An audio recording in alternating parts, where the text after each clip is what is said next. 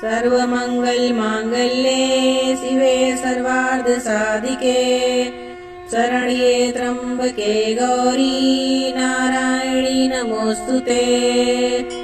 सर्वबाधा विनिर्मुक्तो दन्तान् सुतान्वित मनुष्यो मत्प्रसादेन भविष्यति न संशयः।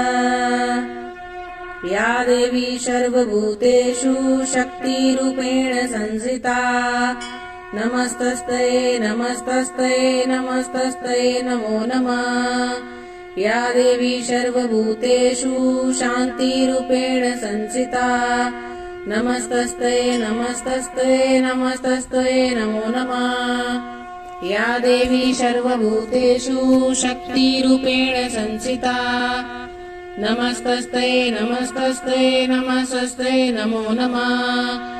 जयकारा शेरावाली की, बोलो सच्चे दरबार की जय।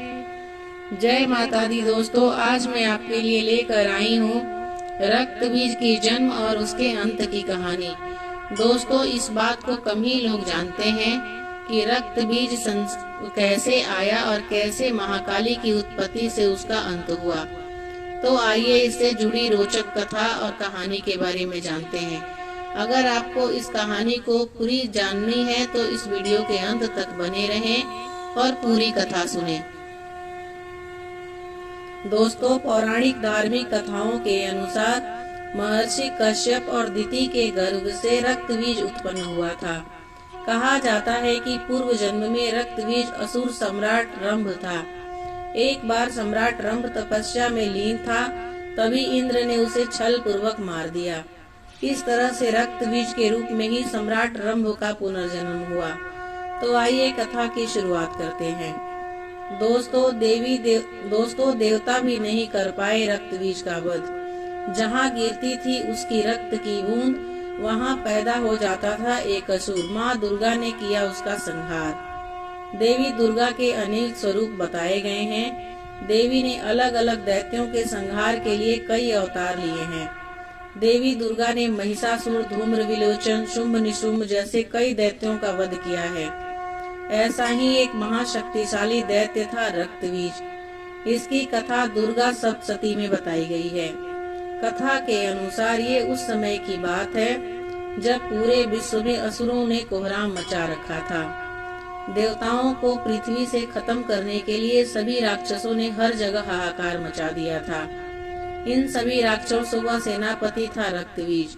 तपस्या की वजह से रक्तबीज को ये वरदान था कि रक्त की एक बूंद गिरने पर रक्तबीज की संख्या 1000 तक हो सकती थी। इस वरदान की वजह से देवता रक्तबीज से कांपने लगते थे। तब उन्होंने माँ दुर्गा को याद किया और माँ दुर्गा ने सभी देवताओं की मदद करी। माँ दुर्गा देवताओं के अस्त्रों से युक्त होकर बाघ पर सवार होकर युद्ध में उतरी। रक्तबीज और देवी के बीच युद्ध शुरू हुआ। माँ दुर्गा ने बार बार उसका वध किया, लेकिन फिर रक्त की प्रत्येक बूंद से उसके जैसे 1000 और राक्षस पैदा हो जा रहे थे। ऐसे में माँ दुर्गा क्रोधित हो गईं और ऐसे में उन्होंने अपनी भौहें सिकोड़ ली। इस एकाग्रता से माँ काली की उत्पत्ति हुई। माँ काली की गर्जना से पूरा ब्रह्मांड कांप उठा। वे राक्षस जो माँ काली के निकट खड़े थे, ऊर्जा के भीषण क्रोध में भस्म हो गए। काली बाघ की खाल के आवरण को छोड़कर नग्न अवस्था में उभरी। वो अपनी खून जैसी लाल आंखों, खोपड़ी में गहराई तक धसी हुई जंगली शक्ति के साथ प्रकट होने के लिए उत्सुक और माथे से चमकती हुई तीसरी आंख के साथ सबसे भयावह दिखाई दे रही थी। माँ काली इस रूप में आने के बाद रक्तबीज की सेना पर टूट पड़ी। सेना को खत्म करने के बाद माँ काली का सामना रक्तबीज से हुआ। रक्तबीज को देखकर माँ काली क्रोध से भर उठी और अपनी जीभ को इतना फैला लिया कि सारे रक्तबीज उसमें समा गए। अब जहाँ भी रक्तबीज का रक्त गिरता, माँ काली उसे पी जाती। रक्तबीज को समाप्त करते हुए माँ इतनी क्रोधित हो गई कि उनको शांत करना मुश्किल हो गया। माँ काली का यह रूप विनाशकारी हो सकता था, इसलिए सभी देवता भगवान शिव के पास पहुँचे और बोले कि आप ही माँ का क्रोध शांत कर सकते हो।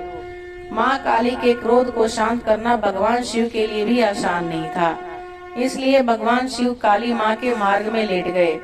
क्रोधित माँ काली ने जैसे ही भगवान शिव की छाती के ऊपर पांव रखा, वो झिझक कर ठहर गई और उनका गुस्सा शांत हो गया।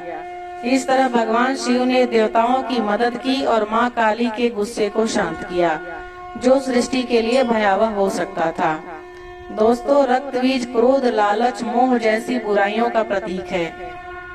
ये बुराइयां भी एक दूसरे के संपर्क में आने से ही बढ़ती हैं। अगर इन बुराइयों को पनपने का समय मिल गया तो समस्याएं बढ़ जाती है। जैसे ही ये बुराइयां आपके अंदर प्रवेश करती है, हमें तुरंत ही इन्हें खत्म कर देना चाहिए, यानी इन्हें छोड़ देना चाहिए। माँ अंबिका एवं माँ काली द्वारा रक्तबीज के वध की कथा भारत की प्राचीनतम एवं प्रचलित कथाओं में से एक है।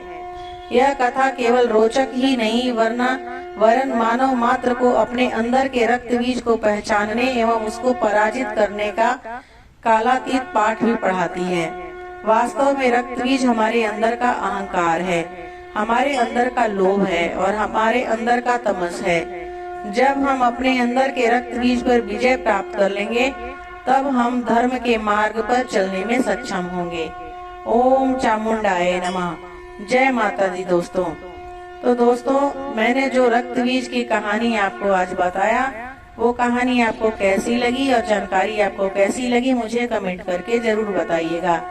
अगर मेरी दी हुई जानकारी आपको अच्छी लगी हो और अगर आप मेरे चैनल पे नए हैं और अभी तक सब्सक्राइब नहीं किया है, तो मेरे चैनल को जरूर सब्सक्राइब कर लीजिए, ताकि मैं जब भी कोई वीडियो डालूं आपके पास नोटिफिकेशन जाए और आप मेरी वीडियो को देख पाएं और सुन पाएं। धन्यवाद। जय माता दी दोस्तों।